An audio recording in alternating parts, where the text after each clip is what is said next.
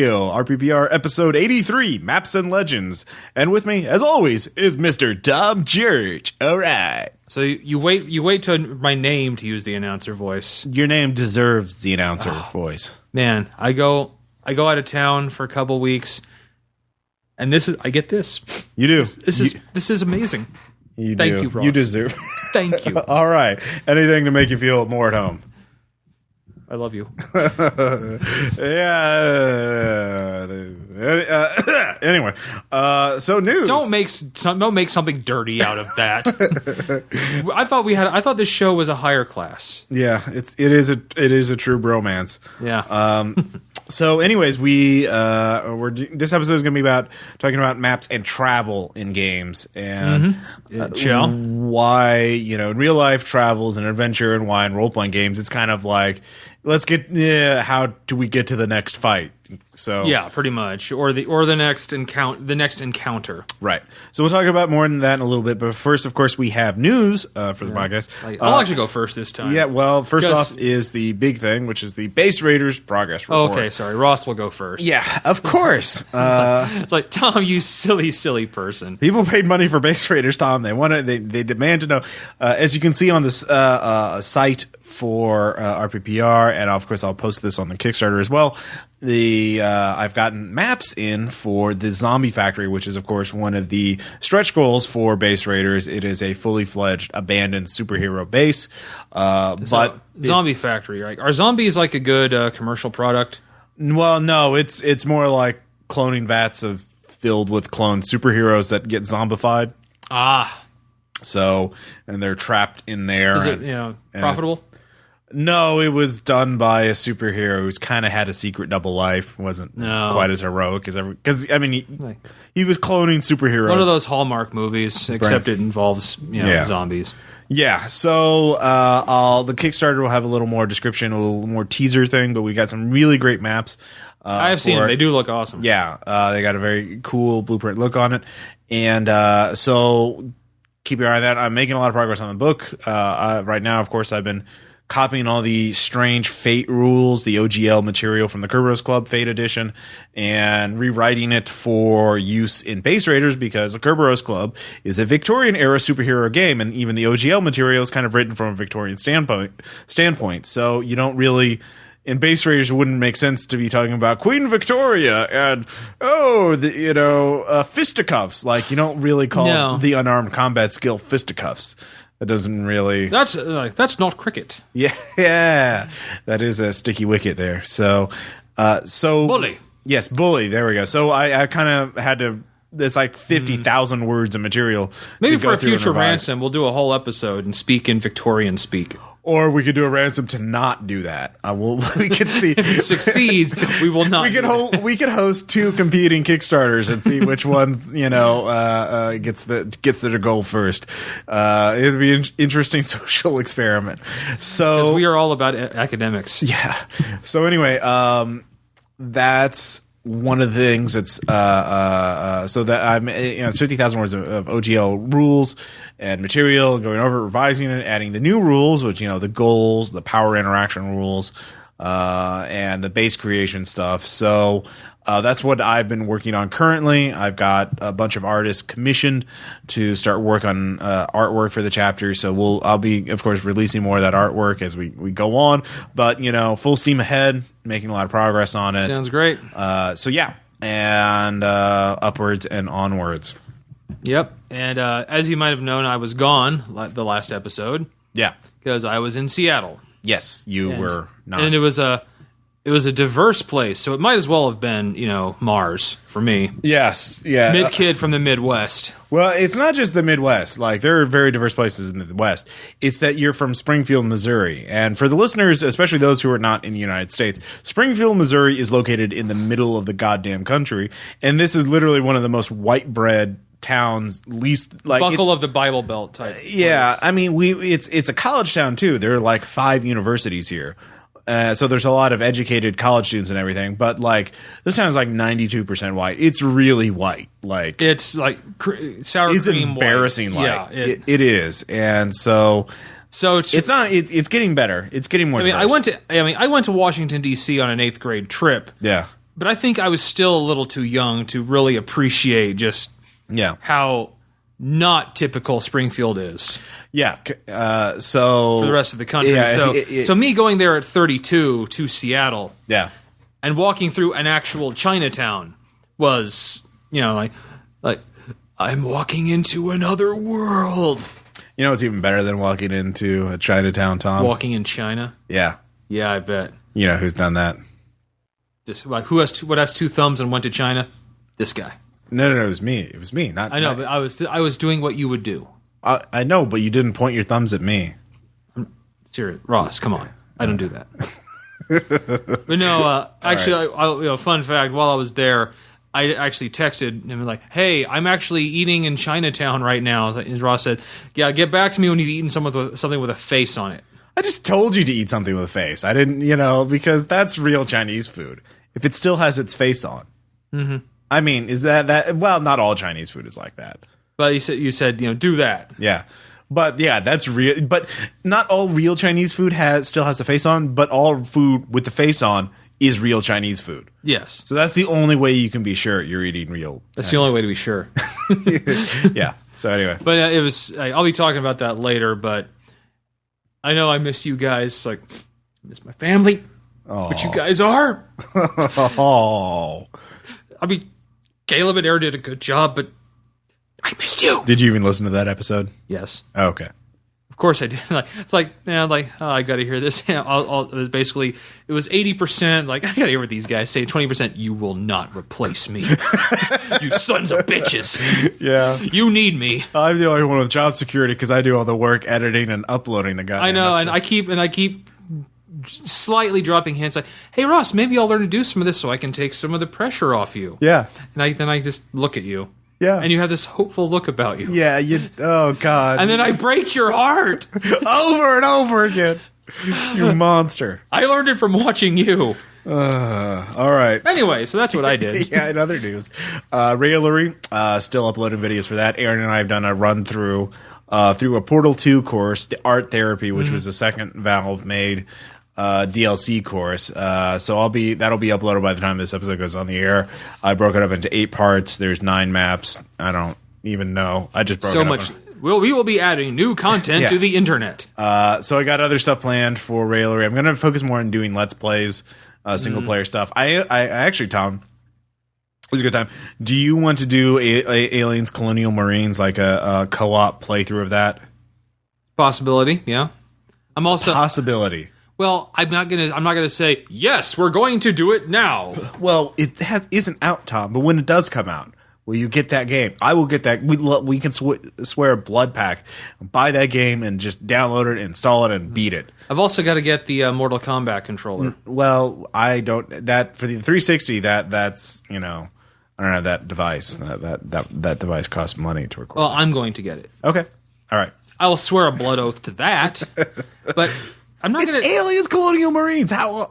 I'm not just going to make blood oaths willy-nilly. Well, all right. Like, I swear a blood oath that I will wear orange tomorrow. Well, that's a pretty easy one to keep. Yeah, but I'm not going to make it willy-nilly. Well. Blood oath has to be special, Ross. Okay. All right. Fair enough. But it's for the listener. Well, the viewers, because they'll be watching it on YouTube. Anyway, in other news, Better Angels. We've talked about this on and off throughout the show. It's the new Arc Dream RPG from Greg Stolze. It's about demons and superheroes and angels and supervillains and why do supervillains fail? And the answer is because demons possess them and they really want to fail. Because you don't want, if you succeed, you go to hell. Right. So we've started playing that. We've done a one shot. Started, I think, is the right word. Yeah, we've done a one shot at the time of this recording. We haven't quite finished it. It will be as soon as we finish it on Monday night. I'll go ahead and upload it, and so that will be the next actual play on the site. So by the time this episode comes out, you'll be able to listen to it, and you will know, and you'll be able to. We'll talk about it in the anecdote. Some of our highlights of it. It's a very interesting game. Caleb's going to start running. That's his next campaign. It's going to be Better Angels. I think it's going to be shorter than No Evil. So we'll see how that goes. I'm started planning Knights Black Agents in Tokyo. Everyone's going to be going to focus on Yakuza and Otaku and Japanese vampires, but not vampires of the East. There's going to be my own crazy version of vampires. It'd be okay. awesome. So are they protected from the sun by sunglasses, and they drive around in a motorhome? wouldn't you, Tom? No. This is Tokyo, not the American Southwest. So motorcycles. Actually, they could. There are motorcycle gangs. You said motorhome. I thought you said motorhome. Yes, I did the first time. Yeah. Because I was making a reference to something else. Near Dark. No. Really?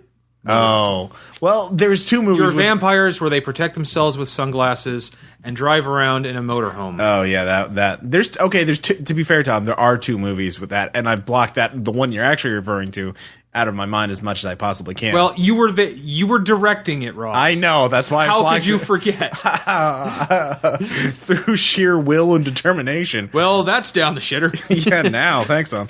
All right, so Better Angels is coming. And speaking also of Caleb, he Fall Without End from Heaven on Games, part of his No Security Kickstarter, has finally been released. It's the mountain climbing scenario. I don't think we have actually posted that actual play of it yet.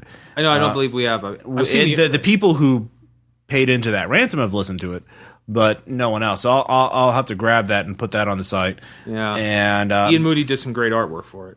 He did. Fucking Two awesome. pictures. So there's already a review of it online that's very glowing.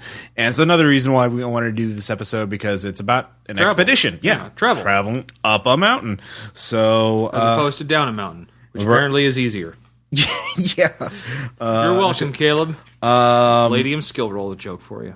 Yeah, so we were talking about the Seattle trip, and then finally, the last thing, the No Evil fan creation contest. We've already got people. There's already been a couple of submissions in it, and there's already a couple of works in progress. I'm really excited about this. We're all really excited about it. I want to change one of the rules though, because I realized it would probably make Creative better. I'm going to give it 2 weeks after the deadline will be 2 weeks after I post the last episode of the No Evil campaign. So you will have time to recreate your stuff based on the final continuity of the campaign.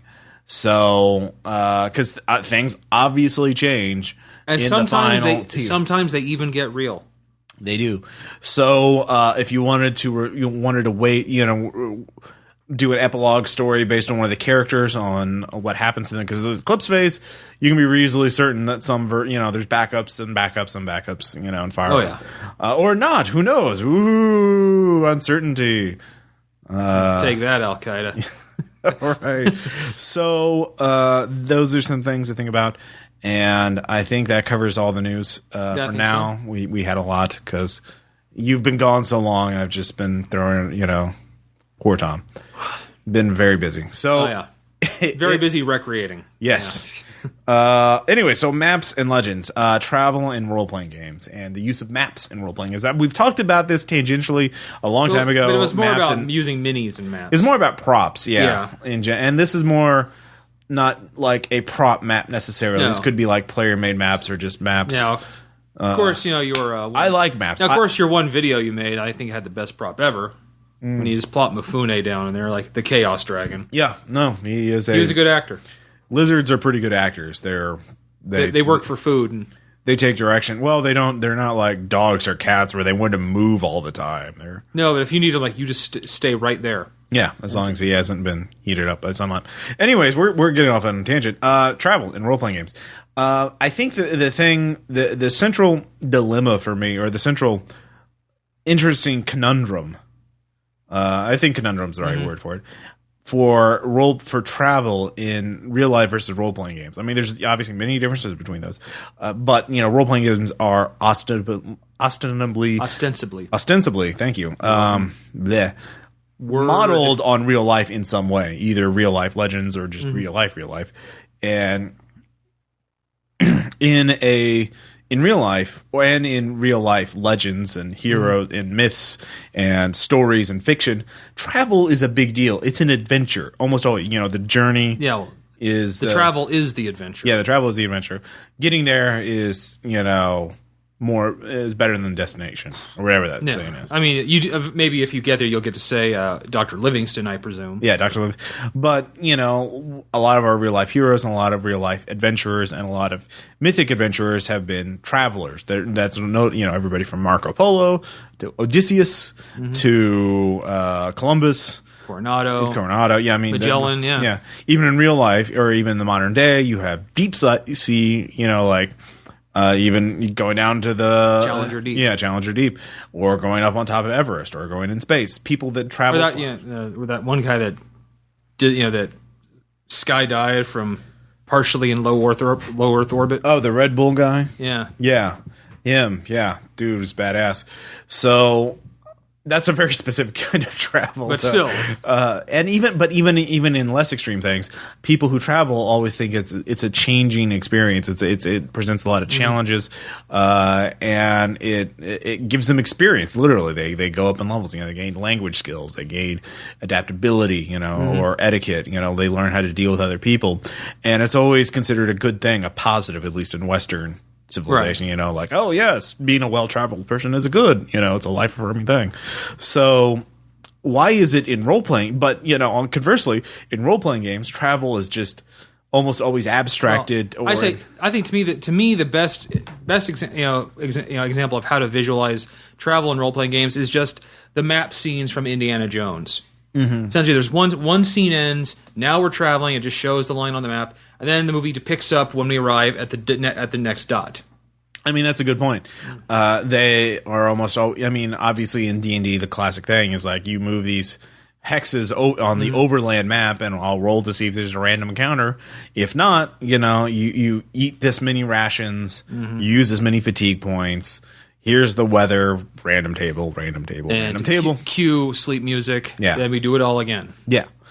I mean, and even in video games, travel's a big deal. Like, I just realized, the Oregon Trail, it's kind of all about travel. Yeah. So Fallout New Vegas to an extent. Fallout New Vegas. Especially on hardcore mode. Well, even in normal mode, it's like finding all those little things. Yeah, so you can just wander over and it's like, oh, there's a thing that I didn't see before. Yeah, Skyrim to me is the same way. Skyrim, lots of open world RPGs are like that. Sandbox games, the list goes on and on and on. So why is there this disconnect between everything else and tabletop role playing games? I mean, part of it I think is simply lack of resources, in the sense that one of the biggest bottlenecks of a tabletop game is the brain power, the number of processing cycles the GM has, because really every rule, everything has to go through that GM's brain and come out his mouth. I know that sounds a little gross, but Ross, get your mind out of the gutter. Right. But yeah, I know what you're saying. But because he's got I've got this story. All right, they've got to kill the dragon at the bottom of the dungeon, and there's actually travel involved in that. But he's focusing on the fights, fight A, fight B, trap 1, trap 2, trap 3, blah blah blah. He can't really focus everything he does to make the travel scene itself seem more interesting, or more of an important element. That's less brain power, less resources available for the fight, and you can only keep track of so much shit. And actually, I think it's the same thing with the players too. Yeah. I mean, this is just. I mean, I'm more often than not I'm a player than a GM, but I think it works both ways. Especially if you're involved in an ongoing game and a story, you really just want to get to the next part of it. Especially if you're into the story, I need to see where this goes next. Right. So you're not really. I mean, and if to find out the next part of the story, you have to go, across. Whether it's across town, across the state, or somewhere else. You don't really care. You just want to get there. Right. So I think in most games, the travel is kind of just glossed over because it's the destination that's important. Right. Because again, there's only you can only really focus on so much at a time in a game, and you can't even in a video game, role playing game like Skyrim or New World, they have hundreds of people. They have artists to create all the terrain. They have mappers who create. Yeah, and there's almost very rarely a boring piece of map. Right, because they spend fucking years on this. They look at they just focus on one piece of map at the time, and then they slowly assemble it. So there's been exponentially more work on this one world than there is in any one. Never mind when DLC comes out, and they keep improving it. Right. So it you can kind of see why it's like that. I think that's sort of the main thing, and also because games are often focus on what is actually in the game mechanics. D&D is about fighting. Most role playing games are about fighting, so that's the kind of stuff that gets up. There aren't travel rules are kind of sort of presented as an attrition problem. This is how much resources you have to use to go here. Yeah, it's like if you have the fuel for it, basically, your iron rations and blah, blah, blah, then you can go there. And, a lot of D&D stuff is based on alleviating that or removing it altogether. Oh, wizard teleport spells. Oh, windwalk. Oh, this. Blah, blah, blah. Yeah, depending on the games, travel, you could just eliminate that completely. Right. So, not completely. I mean, or what were you thinking? I think like long-distance travel shit. Well, yeah. But there's still going to be some travel, because even if you're doing a game centered in a city, you have to go from point A to point B in the town. But for the most part, people you just gloss over that and you get to point B from A. In fact, most of the games I've been in it's been okay, we're at point A and we figure out what point B is. The next scene is we just skip right to point B. Right. So so obviously the main thing is. Does this even matter? I mean, role-playing games have been around a while. Certainly, we're not the first person to think of this. Why does this even matter? And I think, it doesn't necessarily matter. I think not every game needs to focus on travel, but I think it's a neglected element that can be used. And I think it's a resource. It's a resource that can make a game fun. Right. It can enhance the enjoyment. If you can actually, if you're still doing point A to point B, but you can actually then just make the trip to point B, interesting and memorable. Right. That just makes things all the better. I think, a lot of people talk about how NPCs, the ones that players remember, are often because they just have one quirk, the one-armed orc, the pirate who talks like the sailor from The Simpsons, Like the goblin that has a voice Yeah, so they're always or the frog race that's too cute for us to not save at every turn. Yeah, exactly. I think Cody said that, like, they're too innocent for us to really harm them. Yeah. So yeah. So I think the thing is, to get some of that color, you don't need to put a lot. One thing that I'm thinking about this, next time I do a game where there's travel, I think I'll try and mention one little bit, do the same trick, but for terrain, for the landscape, because the landscape is a character, the environment is a character, and so just every time the players travel, try to mention something that's interesting, and not like it's a challenge, it's an obstacle. There's if every time they went across town, there was a fucking rock slide or a fire. It's like, hey, there's some white chalk cliffs over here. That way. White chalk cliffs, very good. Or you drive across Tokyo and you can see street. You see an ultra nationalist, blaring propaganda in front of a corporation, or the lights of Shinjuku or something. Yeah, so, depending on what it is. Or you see, a horde of schoolgirls go on their way as they're crossing their street in synchronized fashion. Blah blah blah. So just a little bit, I think, would something to think about. Because a little goes a long way, and I think. The problem with a lot of games, role-playing games that I play through, is they feel that they're kind of in the same space.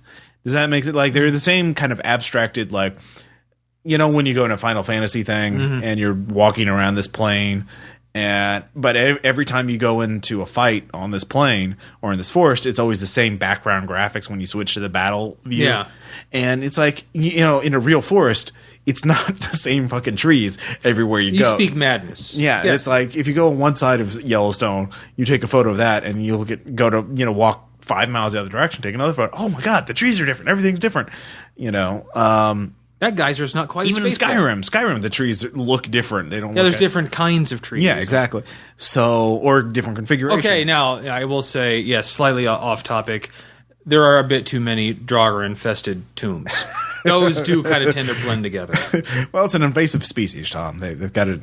They're just successful in the ecosystem. They're like feral cats and it's like, thank you, Norwegian rats. Thank you, zombies of the world. Yes, it's like the more you know. But I feel like a lot of role playing games are in the same way, in the sense that if we're in the forest, we're in that. It's like you are in forest. You are in the see forest. You are in the platonic ideal of forest. We're in a warehouse. There's probably some trees. Which are deciduous, which are they have brown trunks, green leaves. Yeah, brown trunks, green leaves. There's just some grass in there. They're not too dense. They're not too far apart. They're just enough that you can use them as cover, but you can run between them. You get a horse between them. And if you go in a forest, there are places where you couldn't get a horse across. The trees are too dense, or they're too small, or they're desert, sand. Yeah. Well, there's two types of desert: the American Southwest and then the Sahara. Well, I'm saying in the game, it's sand. Yeah. You got sand. Or it's the Southwest where you have cacti, and cow skulls, and a tumbleweed. So I think a lot of role-playing games kind of suffer for that because they're always in the same place. So does that? I mean, oftentimes the GM is just he's trying to get things moving. Yeah. So he doesn't either think or have time to explain where you are in any great detail. Right. Again, that's that limited CPU cycles for using the same thing. Because also another thing, if a GM does mention something in detail, players will automatically assume there's going to be something, because he mentioned it. Oh my God, you guys totally, because you mentioned it, well, that must mean something. Yeah. Which can then result in the players like, well, we're going to check this place out. Even the GM's thinking it's just a forest. Like, well, we're going to look around here. Like, how long? As long as it takes. Yeah. It's like Charlie following Charlie Chaplin because he looks suspicious, So from another episode. And of course you brought your Molotov cocktails. So I think, what my challenge to myself, which I'm going to do in the Night's Black Agent campaign, is try and come up every location, every time they travel, come up with at least one detail to make it a little different. Because I think that if I put one or two details in every description like that, I think players they're not in generic Tokyo, which is, but they're in a particular Tokyo. Which is city. Yeah, city. With an Asian theme. City with Japanese. Yeah, exactly. And in many role-playing games, what's the difference between Beijing and Tokyo? Not much. But yeah, actually in a lot of games, I think most cities in role-playing games are like the city from The Tick, which is just called The City. No, that's a good point. That's a really good point. And if they're well, it depends on the genre. Yeah, there's like if it's a superhero thing, they're like that.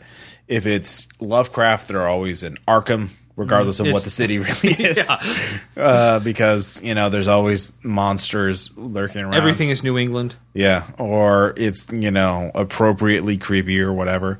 Or World of Darkness, which is the city of the crow, and. Yeah, and I think that's something to be aware of when people are traveling, when they're looking in their environment, because that's when we're looking around. That's what makes us. What makes travel an adventure in real life?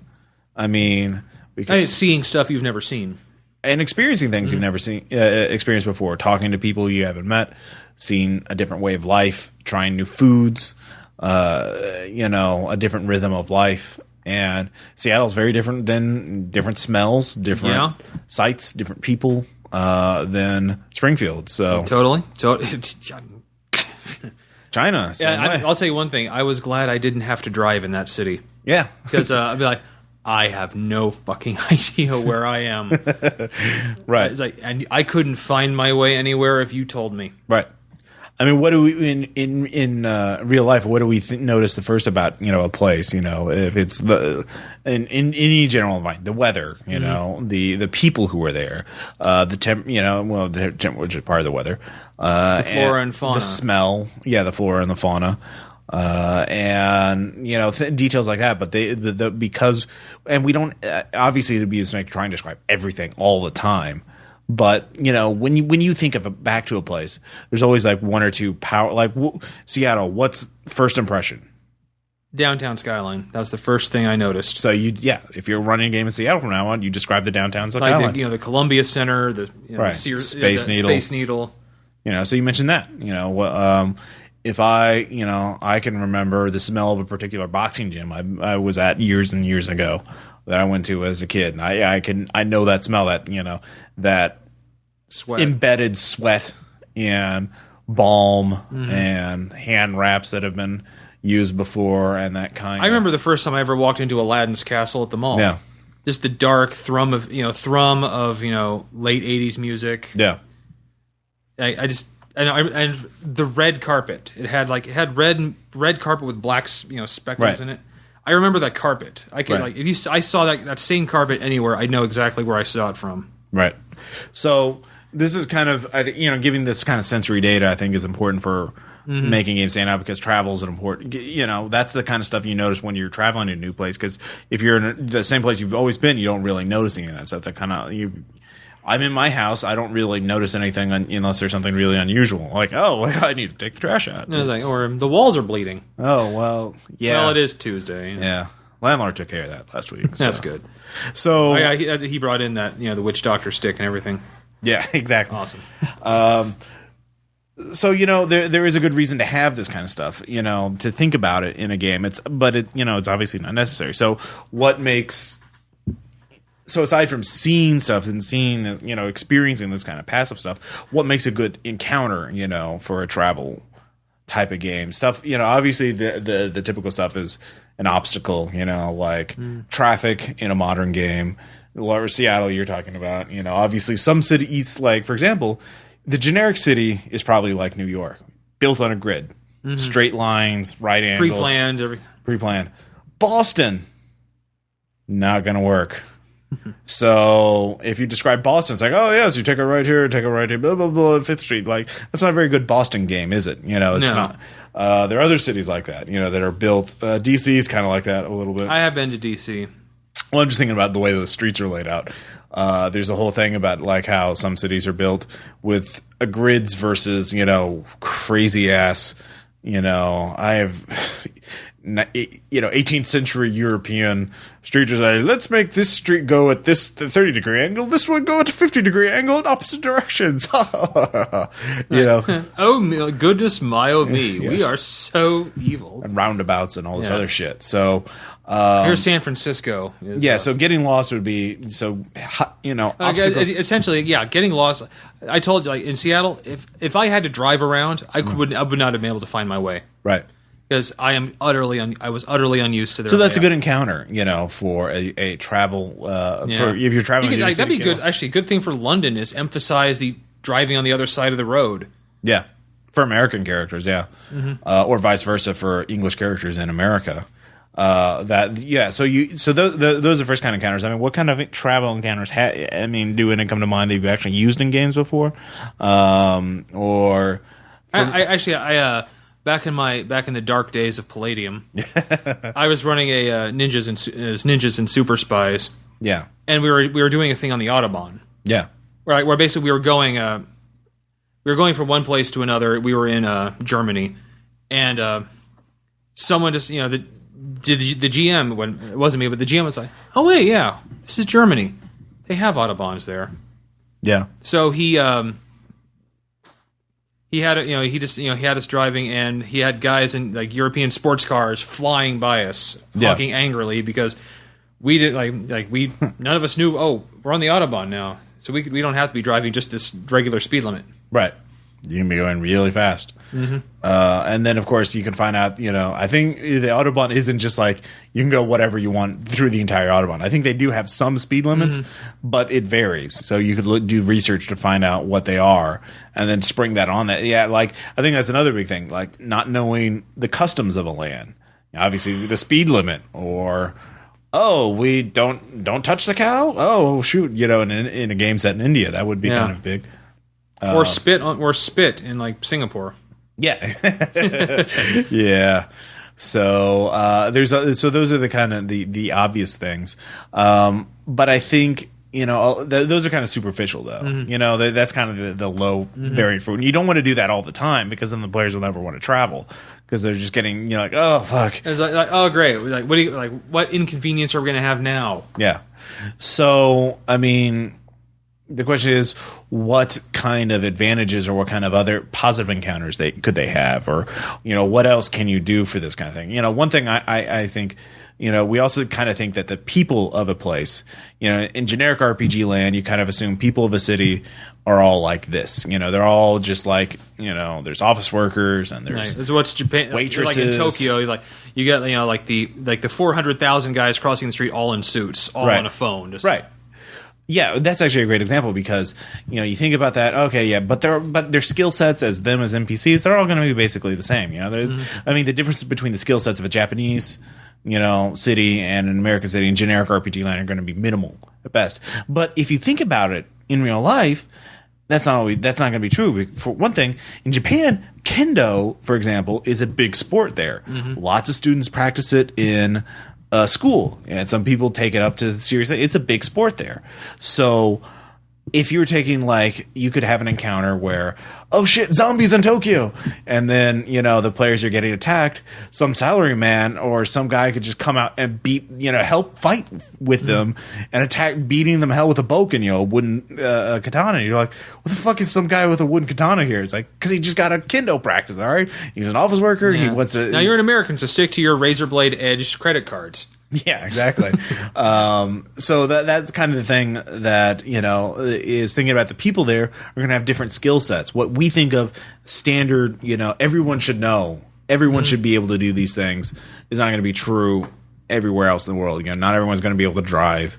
Or if they do drive, they're probably going to drive a stick. Yeah. Automatics aren't nearly as popular, especially in third world countries. Everybody drives stick shift there. For the most part, because they're just cheaper to make, or they're older. People in Cuba are going to be really good at fixing old cars. Yeah. Then there are. So you can think about what kind of skill sets the people in the community have, and what's important to them and what's not important to them. And what's really dangerous for them, and what. So there are going to be advantages too. So you kind of make the people different. You think of, you don't have to, I don't want to say you stereotype them, but you just think about realistically, what kind of assets does this community have? What kind of dangers does it have? And it can also just be a place, but also the time period you're in too. Oh yeah, obviously. Because actually a good example, there's there's a place I've gone in two different eras. We were running a game set in the 80s in New York City. Yeah. And I've been in a lot of games where it's New York City now, but the subway, but the difference between the subway now and the way it was in the 80s, especially the early 80s, the New York subway is a completely different thing. Yeah, no, I know exactly what you mean. There's a blog post. Somebody took photos of the New York subway in the 80s, and I think I saw them at graffiti everywhere. Yeah, just on the trains. The Guardian Angels. The Guardian Angels were there out in force. And you just see these people, these thugs, a guy just pressing a gun up against a revolver up against this guy's cheek, mugging him. And then in another photo, you see these two just heavily muscled guys and wife beaters, with Guardian Angels, red berets, kind of just standing guard. And it's that would be an adventure in of itself. That would be a fight. And then now it's one of the safest places in the city. Yeah, exactly, because they really cleaned it up. Oh yeah, Giuliani. Good job. That is one good thing. But this completely different. Yeah, and also Times Square. Yeah. What does everyone imagine when they think of Times Square now? Well, now, tourist attraction, trap. Once again, back then it was like one of the porn centers of the New York City. Yeah, there's and grindhouse theaters, not just porn, but really trashy sex horror clubs films. Trashy horror films in sleazy theaters, and just a very it's the Disney store, right? So some New Yorkers must have had mixed feelings about all that sleaze going away. So there's huge differences in time period. So when you travel to these places, you kind of think about it. It's like Cuba versus 1950s versus now. Yeah, exactly. I think another thing. So thinking new environments and trying to make them different, make them stand out. And again, it's not doing everything, but just characterize them like NPCs. Give them a couple distinguishing traits and kind of think back on it. Another thing is not just the places you go to, but the actual physical act of traveling. And it shouldn't be an attrition thing. It should be like a skill check or something. It should be kind of a skill challenge or some kind of encounter. One thing I just realized is a lot of times when you're traveling, you don't have all your shit like just at hand. No, it's usually I just flew for the first time in 20 years. Yeah, it's most of your stuff is stowed away. Yeah, checked around. So, or even if you're on a bus or a train it's in the compartment. It's in your and you don't always have access to it. So if something happens, you're not going to have all your gear, and so that's an interesting challenge in of itself. Is just the very concrete like, oh shit, my magic dagger is in my or like locker. Crossing borders. Yeah, crossing borders. That's a great point. Yeah. Because that's not always an easy, fun, exciting thing to do. No. It's tedious and boring and bureaucratic at the best of times. At the worst of times, dangerous. Yeah, very dangerous. I've mentioned this game before, the World War II civilian game that I played in, and a big point of that was just traveling across the city because of all the goddamn Nazi checkpoints. And that was a bluff check every single time we had to go through them, or a stealth check to avoid them. Was just like, hey guards, and the guards are like, papers please, and you're like, here's my papers. They totally aren't forged. No, not at all. What are you doing? Why are you going out there? I'm going to do civilian things. I'm going to fish outside, right over there. I left my pole there. Yeah. I'm going to fish and get fish, and that's what I'm doing, and I'm not sneaking off to an isolated cabin to shoot some Nazis. No. I mean, that's crazy. Crazy talk. No, fishing. Totally fishing. Yeah. No, we shot some Nazis. Of course you did. Yeah, that was a good game. So that's a really good point. And or actually, any games like I've been in a lot of games set during the Cold War, and like that Berlin, the East-West Berlin checkpoint. Yeah. Oh, yeah. So you kind of have a lot of things about that. I think, also then there's the act of piloting or navigating. You mentioned getting lost earlier, but there's always the possibility of finding something unexpected along the way. And, a lot of people don't like random encounter tables in games, but in certain types of games, I really like them because it has...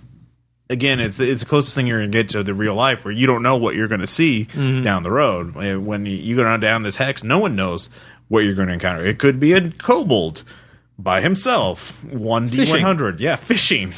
Or it could be a basilisk. Yeah, and you're also fishing. Yeah. No, I don't. Yeah, sure. Everything fishes. Oh, okay. Ross. I'm sorry. I'm wrong. Yes, obviously. Even the gelatinous cube is fishing. How? We don't ask. we just look at the gift that the gods gave us and just accept things for what they are. Really? The cube is the gelatinous cube? Because if you think about it, you will go mad. Yeah. I thought I was created because dungeon masters were lazy. Like, oh, what's a monster I can totally screw? How about one that's the exact size of this corridor they're traveling down, and it's translucent, so they don't really see it, and it swallows them whole, leaving. Because I saw the blob. Yeah, but I like the solidity of Jello molds. So I'll bet you it was probably someone sitting at an office at Wizards of the Coast years ago eating some TSR, like eating Jello. Like, wait a minute, guys, monster. Actually, a lot of the original classic D&D monsters were made because they got these cheap plastic toys from some generic Chinese manufacturer that didn't have names on them. And they were just like... Let's name these. Yeah, let's name these and give them power. So like, this cricket thing, Rust Monster. This thing, Owl Bear. This square. Gelatinous cube. It's like, well, that's not going to work. No. Gelatinous. Like, let's smoke some pot. Yeah, probably. And Coke. I actually found out Gary Gygax was a very staunch Christian who there was some letter that was published a little while ago talking about his interpretation of the Bible on some theological issue. I can't remember what it was, but what I found reassuring was he was a grognard about the Bible as well as his own rules. Like, no, the Bible says this, so it has to be interpreted exactly this way. It's like, and you're like, yes, sir, guy. Okay, all right.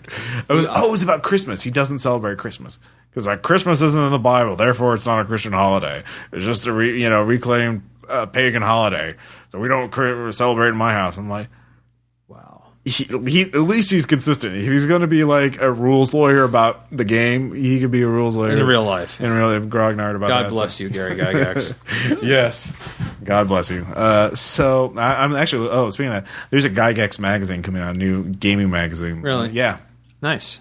I'm looking forward to taking a look at that. They're gonna have writers like Dennis Evler and Cory Doctorow out writing for the first issue. So I don't know. Anyways, Awesome. Yeah. Speaking of, let's go back to maps because we mentioned about maps earlier, and I think one thing about maps, I remember the one game I used maps to great effect, and it was back in the D20 era. Actually, right after Iron Heroes came out. Like 2005, 2006, and I forget which company it came out with the Wilderlands box set. The Wilderlands was actually one of the first D&D settings back in the 70s. That's how old it was. But they took all the... So there's reams and reams and reams of material for it, and they revised it, and they made it compatible with D20, OGL 3.5 or whatever. So what I did is you know what? Let's do an Iron Heroes campaign. This rule set looks awesome. Yeah, I was not in this game. I know. I've never played Iron Heroes. I mentioned it before. Yeah, this is the first Iron Heroes campaign I've run, and I was with Patrick and Karee. Jason was in it, and a guy named Tim who moved away. And what I did literally was, you see this huge ass map. You're in a kingdom to the west of it. Your kingdom is kingdom not appearing in this campaign. You've been sent, just basically told, go east and find shit out, and then come back and tell us about it. Just go check it out. Get out of here. So you start on this hex, and the great thing about this whole campaign setting, which I loved, was that it was these huge maps, and each hex was numbered, and then they had like 2 books, and like. This is Hex 116. All right, well, you open the book up. Hex 116. There's a weird statue of a lizard thing there, overgrown with bushes. There's 15 copper buried underneath it. DC 10 search check to find. Every single fucking hex. Nice. Or like not every single hex, but like fucking hundreds of hexes were named and described. Some of them were just like, there's some pig farmers here. The other one's like, there's an entire dungeon and an evil wizard guarding it. Here's a massive city. It was just this crazy ass, like, literally like, all right, which hex are you going to? We'll go to this one. All right, this happened. This is what you see. So that was the campaign. There are worse ways to spend an evening. And the players basically went east. So they got the capital city of this empire, of this kingdom. They started a riot. And some of them because they're players. Yeah, because they're players. And it ended. Yeah, they overthrew a kingdom and became powerful lords. Let me tell you of the days of high adventure. That's literally it. Like, remember the pirate game we did back at Geekers? Yeah, because it's still all love because the way it was described. Basically, we had Jack Sparrow, and and a sorcerer and Jack Sparrow. Yeah. And it was all about this you're going to circumnavigate the globe, and that's all we had. I could run that game now. I wouldn't do it in D20 though. I'd probably do it in Rain, but yeah, or in 13H whenever that comes out. But yeah, that was really fun, and that was just a very travel. It was travel focused, and it was a great campaign. I wish I had the recorder. Well, the recorder hadn't released yet. The Zoom H2. This was back in the dark ages. Yeah. This is that campaign, Mass and I are Lothotep. Oh man, I just realized that was back at Geekers when they were only doing vanilla WoW, because that's all that was out. Well, this was after that. Well, the Iron Heroes. The pirate game was first, and then I know that's what I mean. Like the pirate game, we didn't have a recorder. Yeah. It was vanilla WoW back then. Pirate game, I'm actually not too proud of that because that fell apart. Like the first few sessions were good, but after you guys cleared Mexico, it was kind of by having the god lift us over the continent. Yeah, but we didn't give up. We didn't give up all of our guns. Yeah. So Anyways, we're reminiscing now. So. That was the example. I mean, what about you for maps? Like that was my best use of a map in a game. Was that game? I didn't use. I still have that. I didn't use them too often. I think the one I best used was the one for Divine Fire. Yeah, just the layout of the compound because. Did you show us that, or did you just have it in for your own reference? I showed you. Yeah, and it's basically just to. I guess it would be in plain sight. Yeah. Yeah. So I remember I was just using that to well, it's like, well, if you want to do that, you have to get to this building over here. Yeah. What could be in there? Yeah. What's it going to be? I mean, that's good because that's sort of like giving us, what's behind door number 1, door number 2, blah, blah, blah. Let's make it, know. Of course, led to, it's like, well, like when you were getting the meat, I technically can't see what it is. Like, then there are the gurneys in the room. Son of a fucking bitch. I think probably what I would do now if you're doing another Divine Fire game or that particular scenario is whenever have not encounters per se, but like if a player walks near this building, he sees this. Or he hears this. If he spends too long out in the cold, he has to make this kind of check or take damage or something like that. And, that kind of thing, just to add some more about travel and your environment and, there's shit going on. And because, again, it was like, okay, here are the things. Or, again, just kind of in abstract RPG territory. I mean, you can't totally flesh out everything, but you can't, I think, as long as you make one or two places sort of stand out. I mean, that and the experience of traveling, that's what really makes games unique. So, I mean, and I think, what other things about traveling? I don't know. I think we've kind of covered about everything we can. Yeah, I think so. So I don't know if you. Actually, one thing I want to mention is sort of the last thing is the traditional use of the map, which is which is the player made map, which is again in D&D is you take out your graph paper, the GM describes this room. It's like a 50-foot long corridor, 10 feet wide, 3 doors, 1 to 15 to the west, 1 to the north, 1 to the south, blah, blah, blah. There is a kettle in the middle of the room.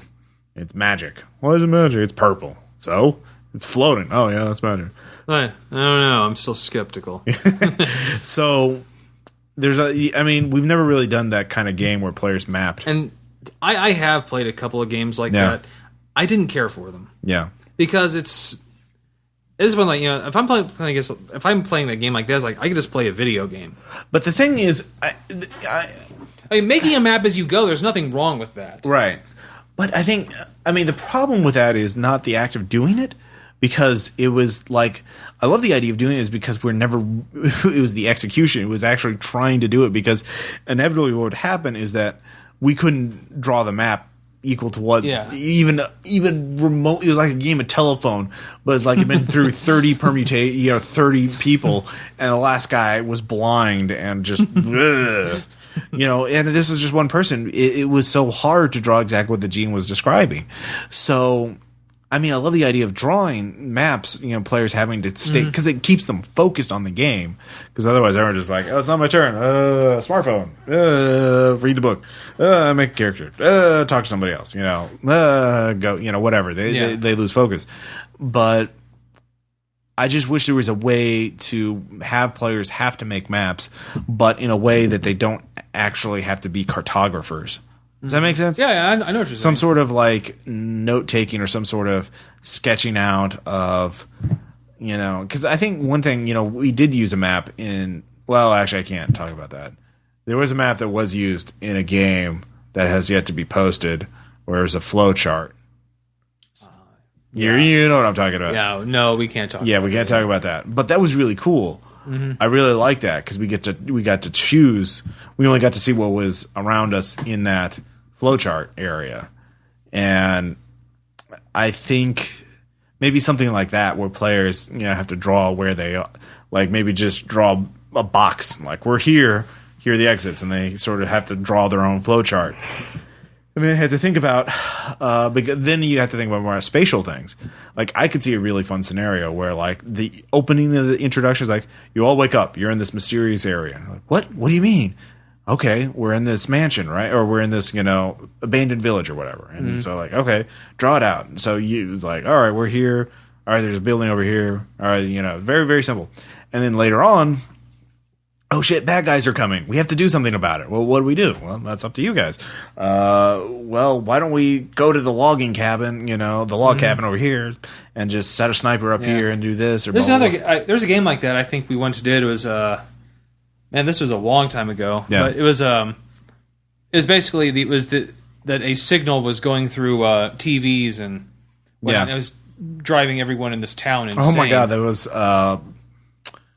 was an adventure I wrote. Yeah, but I remember, but you had a map of the town, and we Pleasant Glades, I want to say something like that. I mean, it was a long time ago. Yeah, but you had a map of the town, and we had to use it to plan how we were going to do things. Well, yeah, but I want like.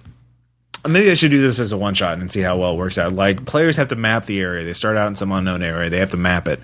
And then later on, that area becomes important because after they scout it, something happens to it. Or something, they realize, oh shit, we forgot something. There's something in this town. Or there's a killer walking around stalking this town or this place, and we have to trap him or we have to hide from him or whatever.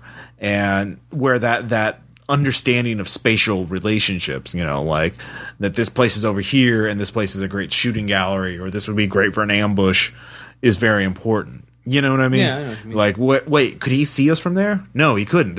Even though it's a, blah, blah, blah, the tree would be in the way or something like that. So maybe that's something to sort of file away. But thinking about, because I like the idea of players having to do maps or something like that, but the problem with the D&D style mapping is that it's too detailed. It's too hard to do it that way, to like get graph paper like 5 feet is 5 feet. All right, draw one little box here, draw 90-degree angle. Of course, as an experienced thief, I would be crawling on my hands and knees searching every square inch for traps. Yeah. Because that's too much. There has to be a happy balance between being an actual cartographer and the thing is, I think my problem when I did that, it started to feel too much like work. Yeah, and that's not what I'm there for. It should I like games where players take notes, and because they want to understand what's going on, and because that means they're engaged in the story. Because that means that oh shit, all right, the nurse is named this, doctor's named this, we saw this weird book in this thing, what does it all mean? What does it all mean? That's I love seeing that. That's a sign of engagement. I mean, don't you? Oh yeah, totally. Yeah. So the question is, how do you get that, talking about spatial relationships and and how do you get, maybe, I don't know, maybe a partially completed map and the player has to finish it, or maybe they have to put in the names of the place. Or maybe just figure out one or two important details about a map. I don't know. That's something to sort of ponder, maybe for a future actual play or something like that. Yeah. I could put in Knights Black Agents. Actually, I think I will. Actually, it's son of a bitch. It's going in right now. Yes, good. Fuck you, players. Yeah. Fuck you. No, I want you guys to be engaged with the game. So, engaged in your death. Yeah. Well, character sheets are cheap. I think I'll forego playing a cannibal in this one. Yeah, no, you will not be allowed to play a cannibal, Tom. Okay. Yeah, because you have to play a spy, not a serial killer. Potato. Tom, we've talked about that. No. All right. Well, I don't pay attention when we do. Yeah, no joke. I think that kind of clears. If you have any comments, questions about maps, about travel in games, feel free to post them on the forums. Any funny anecdotes or stories that you've heard about those kind of things. Particular great maps you've used in games. We'll read them on the air. I'm kind of a map nerd. I love looking pictures of maps and stuff like that. Like one of the things I bought for my trip in China was a 1930s map of Shanghai.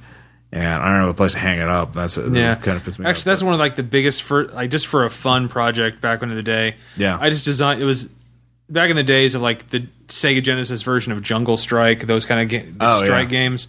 I did this whole island that was a big terrorist base. Yeah. First I did it on one piece of paper, and then I did the grid. Yeah. And then I drew every single grid on another sheet of paper describing what was there. Yeah, tabletop RPGs don't really get the exploration down. Video game RPGs do. Because again, you found secret 5 out of 100 in New Vegas. I'm like, all right. It's oh, hey, look, at Daedra, or look at Daedra Shrine. I didn't know that was here. Yeah, exactly. That's really cool. That's a good feeling. And tabletops don't really get that. I mean, we talk about the reasons, but try and bring a little bit back would be nice. So your players will appreciate it. Yeah, you will too. So, anyways, next up we have Tom, who's going to talk more about a Seattle trip. Yeah, as a bred and born Midwest kid going to a coast. And then after that, we have shout-outs and anecdote from Better Angels. where Aaron is gets to play a demon, and we'll give you a little hint about how that goes. Yes, we will. Yeah. All right. And we're back. It's me. And so Seattle, quite a thing. So I think I have to admit I think the coolest thing I actually got to do there was the EMP Museum, or the Experience Music Project Museum. Like, the building is really trippy to look at. It's like it just looks like a wave of, like, an actual wave of metal. Like, apparently from the air, it's designed to look like a guitar. And but at the time they had a horror movie and science fiction exhibit in the museum. So they had one of the original, silver balls from Phantasm there. They had one of the original Alien costumes. They had, Sean's shirt from Shaun of the Dead. All, of course, and then the science fiction stuff. They had Captain Kirk's original chair with tribbles next to it. They had Neo's coat from The Matrix. One of the original lightsabers Luke used in the first Star Wars movie. The good ones. Yeah, I said that. So there was all, that was like, we did that the first day. And also, I got to experience Pike's Market, which is like the big open air market, which I had never seen anything like in my life. Just pretty much anything that you can spend money on to buy is there. And they've got fruit I've never seen here. And we went there every day I just picked out something I'd never heard of before and ate it. It was quite good. And, of course, Ross, challenged me to eat something with a face. I didn't go that far. No, I didn't do that. But there's also, driving along on a bridge, my great aunt who lives in Seattle, pointed out, like, over there, that's a Bill Gates compound right there. Which, I admit, it was one of those kind of things like, oh, well, I must see this. Yeah, that thing's not a house. That's a compound. That's the kind of place you could actually fend off, not just zombies. You could fend off an invading army of actual living people from this place. It was quite impressive. And, of course, Chinatown. I had never seen a Chinatown before. That was Ross, who's been to China. I'm sure he's seen it in much greater detail than I. Yeah, technically every town is Chinatown in China. In China, yeah. They're just called towns there. Or sometimes cities. Yeah, well, yeah. And the sky was clear, so it wasn't entirely. Yeah, it was Beijing. Yeah, yeah. I've seen stories about that. You've tasted it. I've inhaled it. How was that? My throat hurt after a few days in being in Beijing. Dalian, it's not so bad because Dalian is by the sea, so they blow that all out in the ocean. But Beijing's inland. It's not. Yeah. Of course, I did the Space Needle. Yeah. Yeah, if you go to Seattle for the first time, you've got to do that. And I found myself, on the top of the Space Needle with a croissant and a hot chocolate, just staring out into this Puget Sound. Just, okay, I'm doing this. It was one of those things like, I'm doing this shit. This feels right. One of those things I've never done before that I'm now actually doing. Got a willpower point out of it. Yes, I did. I left there like, I'm feeling good. Feeling good. And I'll say, but my God, I thought Starbucks were plentiful here. There literally was a situation of a Starbucks across from another Starbucks there. Yeah. And Lewis Black was right. When you're standing between those two places, time stands still. But went to the top of the Columbia Tower. I didn't think you could do that, but like, oh, I'm going there. Because that's like, wow, an actual skyscraper. I've realized I've never seen one. Indianapolis has a nice downtown, but I don't think they really count. Small skyscrapers. Small. Not Seattle big. No, and never mind when I go to New York in April. Yeah. Son of a bitch. Yeah. But yeah, it's just a completely different city. And I was hearing languages and shit. Seriously, it was a new thing for me. I remember I was like 12 when I went to Washington D.C. I didn't appreciate it. Now that I'm technically an adult. Going there is just I'm hearing shit that I've never heard before. I have heard before, but not in this volume.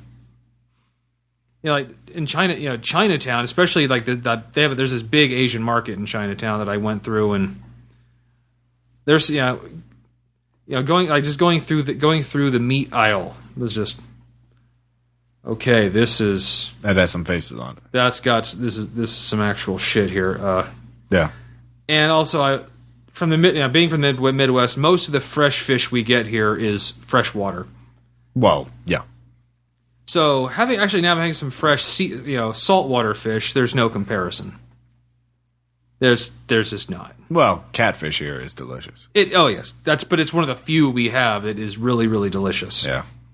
But I had my aunt actually cooked dinner. I have some cousins there. We had a big family get together there, and she made this really awesome fresh cod. Just awesome. It was.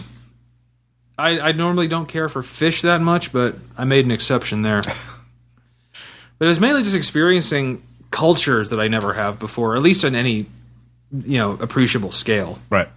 It's like, I have seen people of Asian persuasion. I have seen them in Springfield. Persuasion. Yes, I've seen them walk across the street. They do things remarkably similar to the way we do them. Yeah. But it felt like I was actually experiencing a culture that wasn't my own. Yeah. As opposed to just seeing one. It's like seeing something. Right. It was actually experiencing it. Yeah. Especially Chinatown, walking like, I don't understand a word that's being spoken in here. Yeah, I know what that's like. Of course, I was a horrible, horrible monster. I went to this open Asian market. Yeah. And they had a food court in there. Yeah. Which was they had a Vietnamese place. They had a Thai place. Vietnamese. A Korean place. Oh, noodles. But of course, where do I end up eating at the place? You ate at McDonald's, didn't you? No, there was a burger. There was a burger place at this food court. Oh, Tom, no. Although I did. Okay, there's another place that's really awesome called Katsu Burger, which is actually like tempura hamburgers. That's this guy was a chef from Japan who wanted to mix American and Japanese. I ate there. That was really good. The best Mexican food I've ever had was actually a little hole-in-the-wall restaurant I ate at in Tokyo. That's fucked up. No, it was amazing is what it was. The concept. I'm sure the restaurant was great. It's a Japanese chef who studied in Mexico and Arizona. He spoke Spanish, some English, and he was just an amazing cook. He really fucking loved Mexican food. It was really fucking good. A lot better than Taco. Oh my god, that chocolate chicken. Oh god, chocolate chicken. Yeah, this is that. Oh yeah, because this was chocolate as it was originally served. Yeah, it's spicy. Yeah. A lot of people don't know that chocolate was actually originally served as a spicy drink. It was really, oh my god, it was good. Ross is like drooling now. Oh, that place it's so good. I still remember it. I blue tile around the wall. I think it was in Shinjuku. It was just so small, and and also I actually I rode a monorail there for the first time. That was cool. I actually didn't. One of my few regrets of the China trip is that I didn't ride the maglev or the monorail that they have in the Beijing airport or Shanghai. Shanghai. Well, this was the monorail left over from the 62 World's Fair. Yeah. Which my mother had attended. That was the last time she was in Seattle. She told me. But yeah, the Space Needle. It was, and the monorail which connects that to one of the downtown malls. We got to go on that. It's $250 a ride. Not bad. That's pretty good. That, and also they have a really great light rail system that. Yeah. I was so thankful. That's one of the first things you realize. Mass transit works when you do it. Yeah. That's the thing. Yeah, again, for the listeners who are not native or have never been to Springfield, Missouri, our public transit system consists of buses. Very inefficient buses. Oh my god. Yeah, very slow. To get from one side of town to the other can take about an hour. Yeah, and the city again is spread out. It would be like a 15, but even going to the other side of town, unless it's rush hour traffic, it'd be like 15 minutes at the worst.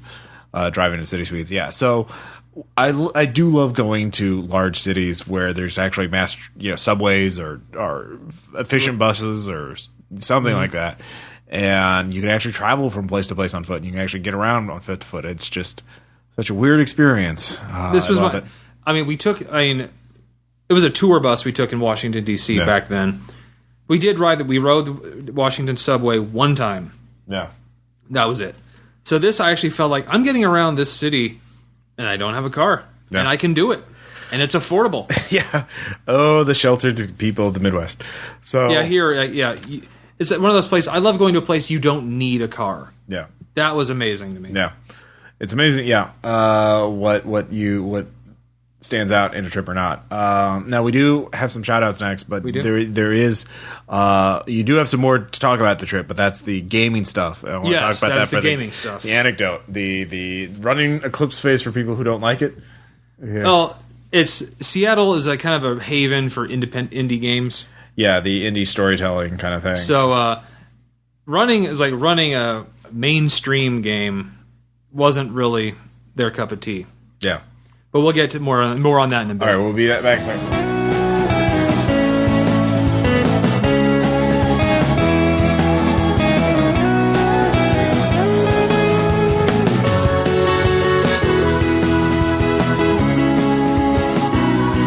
All right, and we're back. All right, so we got some shout-outs. I got some culture, and we got shout-outs. Yes. I've been doing a lot of reading this month. So he has. Yeah. Seriously, it's a lot. Yeah, thanks. Lots of reading. I try and read more. I try to read a lot, but because of the internet and things like that, I don't always get to read as much as I should. So anyways, fortunately, I've been trying to catch up. First, I would like to give a shout out to Shipbreaker, which is a novel I'm reading right now. I'm halfway through it. It should be done by the time this episode is posted. But I've read enough to know I should recommend it to you guys. It's a YA dystopian science fiction novel. Young adult. So that doesn't mean it's, too simple or whatever. It's like Hunger Games, Hunger Games level. Right. And it's about this kid. He's like 12, 13. His name is Naylor. And he basically is a shipbreaker. What he does is, start of the novel, is him crawling through the ducts of this abandoned supertanker, oil tanker that's been beached, and they're breaking it apart. And he's going through the ductwork to find the copper wire and pull it out. This isn't exactly an OSHA, No. regulated No, I don't workplace. imagine it would be. The child labor kind of gives it away. So, dystopian future, global warming's happened, obviously. Oil's run out, or oil's very rare, and things are just generally terrible. So it's his very hard scrabble life. People live on the edge of survival, just barely living. And they do just even a little bit of, if they can find a little bit of, like a pocket of oil in one of these oil tankers, they could make enough money to get out of debt slavery and become their own man, and they're like, oh, lucky strike. He's a guy who still works on the beach, but he has enough money because he found this oil pocket and snuck it out one bucket at a time that he bought off his thing. And, oh man, that's their goal. That's like winning the lotto. Mm-hmm. And, obviously, things do not stay status quo. They find, and I don't want to give much away, but it's a fast read. It's a fun read. It's great material for dystopian science, post-apocalyptic type games, even dark modern games. Because these shipbreakers, if you type in shipbreakers India, you can actually see what these places look like because they really exist. Yeah. I don't know if I mentioned this before in the podcast. I think I mentioned it to you in real life. They're, the Exxon Valdez, right? Yeah. You remember that ship? Yeah, totally. Do you know what happened to it? I do. I know it was eventually towed off Bly Reef during the incident. But. Yes. They didn't sink it. They didn't scuttle it then. They fixed it up. And, when it was broken up, finally retired last year. It was been on the oceans ever since. And just still, Well, because, we're talking several $1 billion worth of equipment. No, well, they're not that expensive to make. They're millions. Hundreds of millions. 10. They're made pretty cheaply. Let's be honest. I don't know. I'm sure ship nerds will tell us what. Actually, it cost. The price is right. What do you say the price of super tanker? Yeah, the Exxon Valdez is. I say $65 million.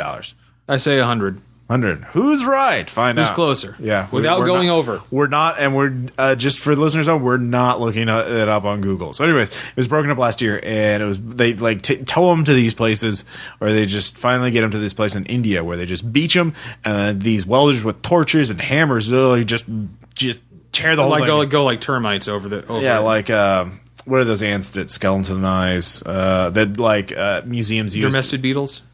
Is that what they? I think they're beetles. They're beetles. Okay, well, that's the metaphor. Flesh-eating beetles. Yeah, it's just they don't even leave the skeleton behind. It's just gone. They just get everything out, and so that's a great setting for any kind of scenario.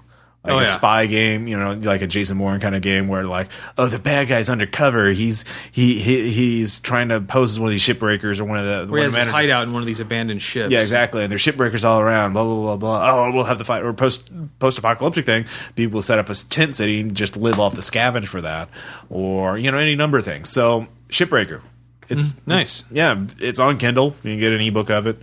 It's $8-9, whatever. Sounds good. Or print if you want to use you want to kill trees. What are you, some kind of horrible tree killer? I am.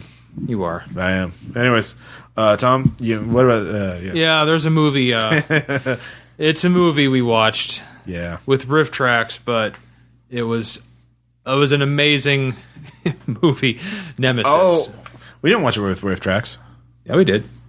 Nemesis? No, you're right. No, holy crap! We actually watched it without it. Yeah, it's not out for riff tracks. It should be. It should be. It should be. But yeah, that might be a little too old. But man, this movie Nemesis, cyberpunk futures, future dystopian stuff. It was actually directed by the guy who did direct Cyborg, the Jean-Claude Van Damme vehicle. Yeah, post-apocalyptic one. Yes, so you could see some of the influences there. But I honestly, I don't know how to describe it except the plot. I can't even really describe the plot except there are bad guys looking for the main character to kill him. Mm-hmm. And he's a cyborg, and they're more cyborg than he is. Yeah. So much so they don't even bleed, they just spark. And yeah. This is the game. This was a game. It's the movie where the gunfights they shoot so many bullets. Even at hardcore action was like, really, that's a bit much. Where even Michael Bay would be like, really. Yeah, Michael Bay would go, that's a bit overboard. Yeah, that's a little too much shooting. But I mean, there were just so many specific scenes that just we had to back it up and just watch them again. And just be like, did that really just happen? I think I think our favorite. Aaron made a animated GIF out of. Should we describe it? Oh, you should. All right. Well, a guy. There's one of the bad guys. One of the bad guys. A cyborg. They're kind of like Men in Black, sunglasses, suits, very serious. He's carrying this. It looks like a Browning M2. It looks like it's like a futuristic Browning M2. It has like one of those, but it has like a smart gun harness, kind of like from Aliens. Yeah. So it's this swivel-mounted, huge, massive machine gun. He's advancing to this room where he thinks the hero is. And, he just goes in and he stops at the doorway, and then pulls out a handgun. It's always like, okay, now I'm ready to enter. We're like, what? We had to stop it, back it up, and watch it again. Caleb was losing his mind. All right, so you have this gigantic machine gun, but I gotta get my pistol out too.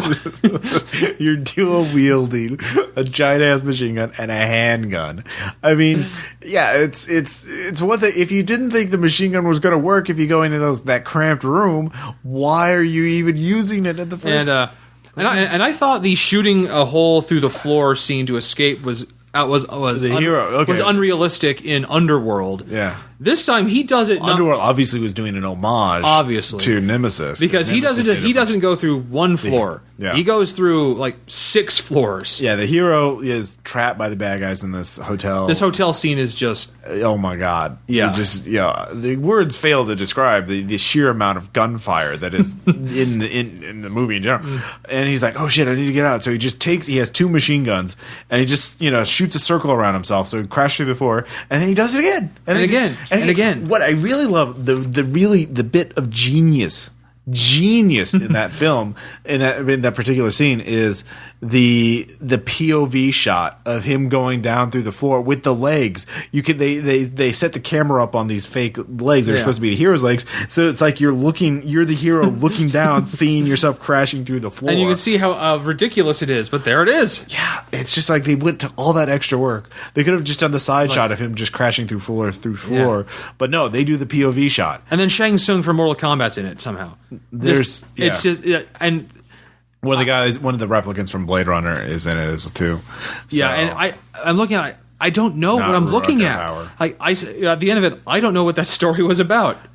Aaron does. He was the one paying attention, but of course he was. Yeah, he was. He and I did have a very heated discussion about whether the bad guys were cyborgs or androids. I say they're cyborgs because they say in the movie they're cyborgs, but Aaron's like, no, they're androids. I'm like, Aaron, you have to respect the movie. If they call them cyborgs in the movie, that's what they are. Yeah. So that's my first one, Ross. Yeah. All right. Yeah. Another book I read. This is actually a very obscure Lovecraftian horror novel from the 60s, 70s called The Great White Space. And it's from Basil Copper, who's an English writer. And this is a very much a Lovecraftian pastiche set in the 30s. And it's the narrative of this photographer who was on this expedition called the Great Northern Expedition. And it was him and like this guy, Professor Scarsdale, who's just this Viking-like man of action, but he's also a scholar. He's just like the prototypical Lovecraftian Call of Cthulhu player character, maxed out on all stats. And three other academic types. Three other, fodder. Well, academics. And the book's out of print, but you can get a used copy on Amazon for like $5.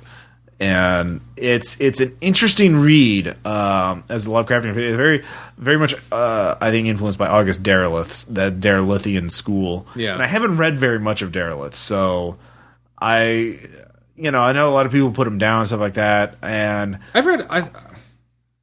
think I've read the Gable. I've read the Gable Window, and I think that was him. Yeah, that sounds right. And this isn't like this is good and evil battles of forces.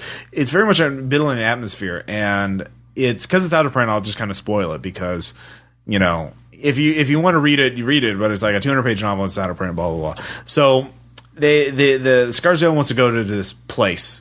He's been almost like this underground city, and beyond the city, because he's read a Lovecraftian tomb called for some reason called the Ethics of Ygor. I don't know. Yeah, the ethics. I don't know. I for those listening, I shrugged. Yeah, when I heard that. I thought the ethics. Maybe the secrets of Ygor would make more sense. The mysteries of Ygor. The mysteries, yeah, but ethics. Anyways, the philosophies of Ygor. Anyways, obviously he found out that there's this gate to where the great old ones are, or something like that. Right. The Great White Space.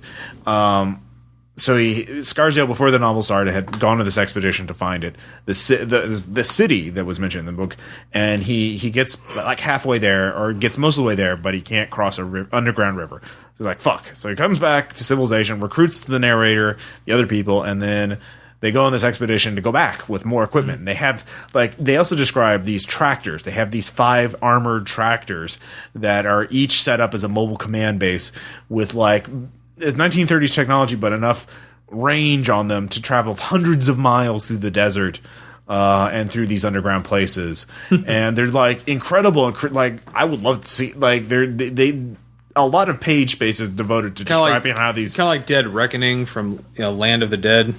Something. Well, they're meticulously engineered. Okay. They're not jury rigged or anything like that. They're just precisely engineered. There's a lot of page spaces devoted to these tractors, and they just kind of. But you can see the whole reason for that is so the narrator can explain how these 5 guys get all the way ass out and just nowhere without having a huge, like hundreds and hundreds of porters with them. Dozens of guys carrying stuff with them, and they find the tunnel. And the tunnel is precisely engineered, much too large, much too precise to be made by human hands. And they're like, "Oh, this is weird." They keep going on, they keep going on, they keep going on. And this novel is just like it's literally 150 pages of build up, and then 50 pages of batshit insanity. I mean, that's how it works. And so they find the place where Scarsdale had to stop. This underground lake, river. And so they get out of the tractors, they get these rubber boats out, and they go on their merry way. Oh, they also have this trolley cart. It's like basically a big shopping cart, but they have a machine gun in it, and they have grenades. Because they're like, we got to be armed. And it's like, what I love about this, there's so many things to love about this novel, because it's so unusual for a Lovecraftian novel, because it's got all these pulp elements, like the tractors, and the trolley cart of guns, and Scarsdale being a man's man of men, you know, and the narrator is like, He was specifically recruited by Scarsdale for a few things. One, he was a photographer, really good photographer who'd been out. Two, he was also really strong and tough and whatever. And he'd been on all these other expeditions, and he'd been in all these other dangerous places. It's like, I need a tough man of action for this. And it's like, all right. And third, he has no curiosity whatsoever. For literally 150 pages, he's like, I trusted Scarsdale. I didn't know where we were going. I didn't know what we were trying to do. But I have a huge heart. I love me some, like, there's like, you could do a whole subtext about how this guy, he just cannot do anything but praise Scarsdale. Like, Scarsdale was so tough. He was so brave. It's like Dick Marvel. Yeah. Oh my God. It was just like that. And Scarsdale. And now I it sounds like I'm making fun of this novel. I'm not. I find it fascinating, and it's an interesting read for die-hard Lovecraft fans, for a die-hard Cthulhu Mythos fans, because it doesn't mention anything directly, but it's very much this Lovecraftian pastiche, and it's just so different from all the Lovecraftian novels, because literally they don't encounter any monsters. For the first 150 pages, they don't. There's just build up an atmosphere. There's just this abandonment and isolation. There's nobody else. It's like they're in this utterly super remote subterranean place in the middle of nowhere. There's fucking nothing. There's just nothing of nothing. And like, I thought I saw something. No, I was just going crazy. I don't know. You know, and then in the last, when they finally get to the Great White Space, shit just goes fucking bad quick, and it's crazy. And, you know, obviously only the narrator makes it back, and, you know, he's like, oh God, the sides are coming, you know what I mean? Yes. How those kind of novels end. And it's just an interesting little read, and it made me think about doing travel and expedition games and that kind of stuff, and, you know, Caleb's Game Fall Without End, doing a mountain climbing expedition. That's a whole game, because it's not just getting to the place. It's getting back from that place. Yeah. It's like one big thing they talk about in the Great White Space is like, we left behind a lot of supplies here, so we could use them on the way back. You know, we left a lot of supplies here. We got multiple tractors, and we really only need like 2 of them. We got 5 just so we could, or 4 of them, or whatever, just so we would have ones to come back to in case something happened. And then we have a trolley cart full of guns, and like even towards the end when everything's going crazy, like, we have to get the trolley cart because we need those guns and grenades. We'll be lost without it. They have to get the trolley. It's like a shopping. Just imagine a shopping cart full of fucking guns and grenades, and like, we have to get it. That's the mission. You know, I'm just like, wow, that's awesome in so many ways. So.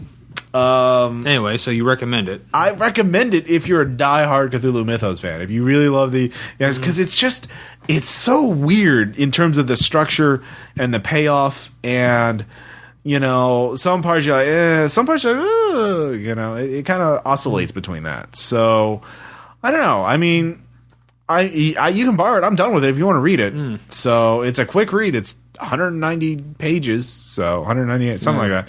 I have another one. Yeah, This it sounds like fuck it. No, but this one I can't believe I didn't think about. No, we did watch a Riff Tracks, and the movie of it must be talked about. McBain, literally, that's the name of the movie. McBain. Yeah, starring Christopher Walken. Yeah, and wow. It's okay. This is it's a 1990 movie, but this is an 80s action movie. This is all 80s all the time, because it starts in Vietnam, and it's just these 6 soldiers like this heard, hey, the war's over. Well, then let's leave. And so they do, but then they're on their way home. They see a village down below where there's armed troops. Like, we should go check it out. There could be prisoners down there. Which, when you're leaving a war, that's what you do. Well, I mean, it's kind of rude not to. But they rescue Christopher Walken, who has he's being forced to fight in an arena. Yeah. And they rescue him, and then of course one of the guys. Then there's like 18 years later, and one of the guys gets killed. One of the guys killed. Manuel Noriega, but in Colombia. Yeah, like the Colombian El Presidente. Yeah, and then his friend, his girlfriend / wife / whatever. Yeah, goes to McBain in New York, and that's a really quick trip she made. Talk about travel from Colombia to New York. It's like it shows all of these villagers each one giving her a little bit of money, so she has enough to make the trip, and then she's there. Yeah, and then just the journey back to Colombia is just no. I mean, there's so much to talk about this movie, but there's one thing in particular. Okay, which one? When they're flying into Colombia. Oh yeah. And like the Colombian, like 2 jets from the Colombian Air Force start following them. Yeah. And one pulls up. One comes up first. Yeah, one comes up first. There's 2 later on. Yeah, they come up and he's doing the unknown aircraft. You're entering our airspace. You must land now. And the pilots, doing this, and they're looking, and they're. Well, there's one more thing I'll talk about later after this, but the pilots flying, and Christopher Walken's riding shotgun in the other plane. So he just leans over, points a pistol, shoots through his window into the cockpit of the fighter, hitting the pilot in the head, which then the plane rolls over and crashes with no apparent cause, no apparent depressurization from being that high up. They do show a bullet hole in the glass. It hasn't even fractured. It's just a neat little hole. Neat little bullet hole. Yeah, and the thing I really loved about it is that we watched it with Aaron too, and Aaron was losing his shit. Oh my god, yeah, he was. But over what he was losing it over? Yeah, one of the characters is a surgeon, after the war. Yeah, after the war, he's a surgeon in a New York City hospital, and he is not a resident. Aaron's thinking, well, if he's been there 18 years, he's making a lot of assumptions. He must be head of the department or something like that. Aaron just throughout the entire movie, as we're watching, was like, why is he? How could he leave his job like that? Why would they not? How could he? He's a surgeon. He can't go to Colombia and do this. He can't go to take over a country. It just wouldn't work.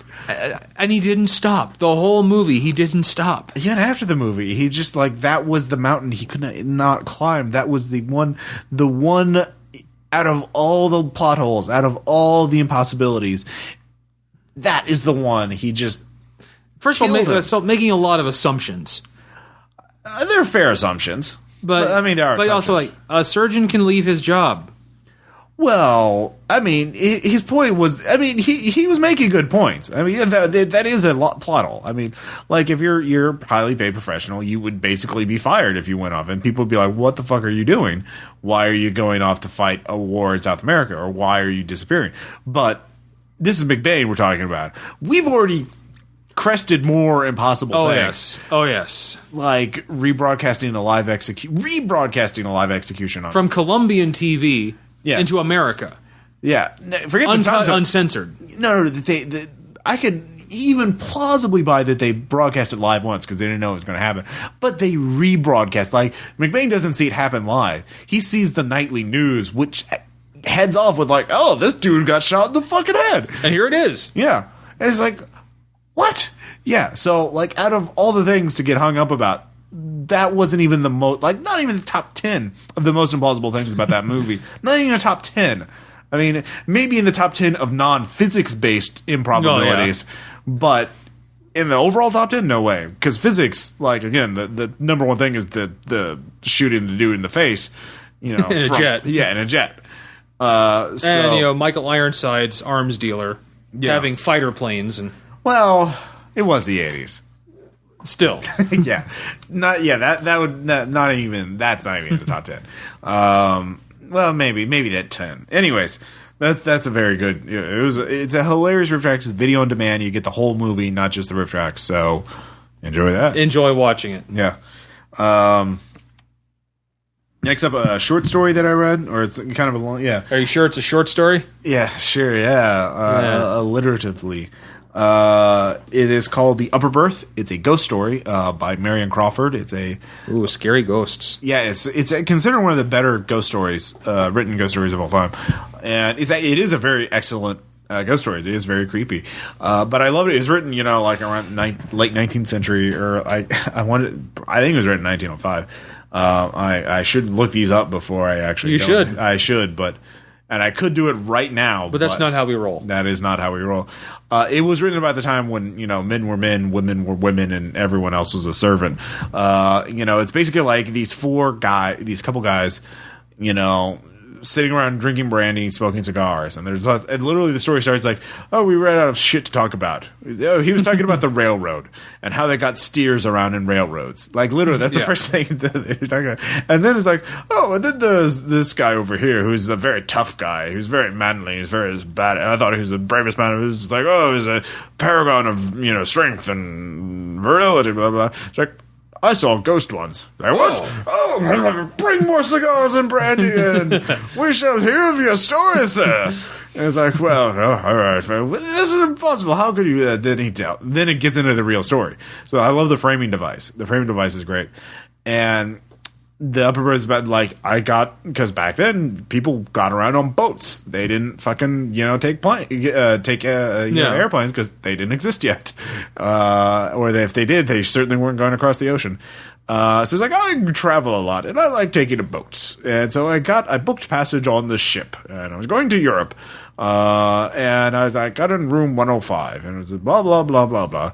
And then it's like, oh, my compatriots, there's some weird looking guy. I don't like him. And he booked the other bunk in this room, or berth. And then he runs out in the middle and I don't see him. And then next morning I found out, oh, he died. He jumped off. We don't know where he is. We assumed he jumped off the ship. Oh, that's weird. Well, why don't you not be in that room anymore? Because that shit's haunted. Like, what? And then it goes on from there. It's public domain, so you can download it for free for whatever ebook reader or you want, or you just read the text file online. It's a fun read, and it's about a guy traveling and dealing with his fucking ghost. And like, I really enjoyed it, and it's nice. I just read it. It's a well written ghost story. So, and it's free. Nice. Yeah. So sounds good. Yeah. The interesting thing is Marion Crawford, like, I got the Project Gutenberg version of it, and there's a sappy love story at the last half of it. Like, oh, it's the Watchers of Paradise. Like, apparently those are more popular than ghost stories back then, which still is actually kind of true. So, indeed. Oh well. Anyways, you were talking about one of the RPGs you like called Apocalypse World. Yeah, it's one of the games I played in Seattle. Interesting game. It's I kind of like it.